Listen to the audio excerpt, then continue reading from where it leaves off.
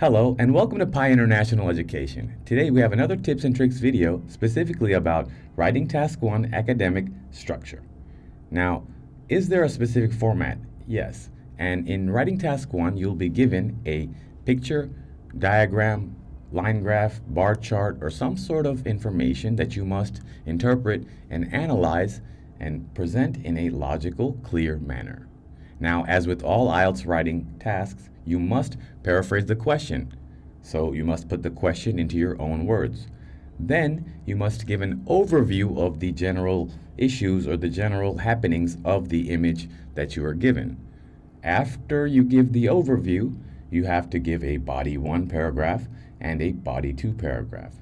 Now let me kind of describe what the body is going to be about. In the overview statement, you do not include any data, okay? You just discuss exactly what's going on and just kind of give a general statement on what is happening in the graphs, charts, or diagrams. Again, no data. You just give a general overview, okay?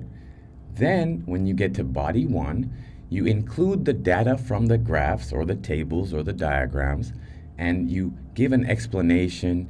You talk about the general analysis. You include the data here to show that you actually understand what is going on in the image.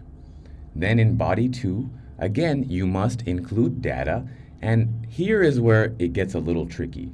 In body 2, you should always compare, contrast, talk about the trends, if it went up, if something went down, and make very, very good analytical descriptions or discussions of the happenings in the image that you were provided.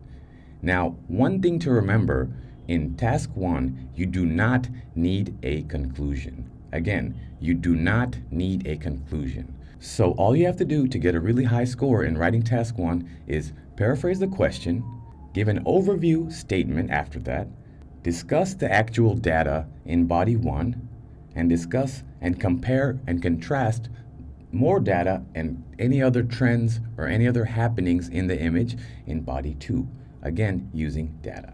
So to get a high score in writing task 1 academic, all you must do is paraphrase the question, give the overview with no data, then in body 1 and body 2 include data, include comparisons, and analyze the data.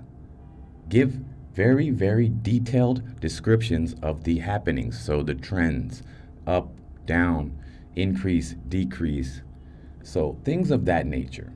Again, remember, you do not need a conclusion.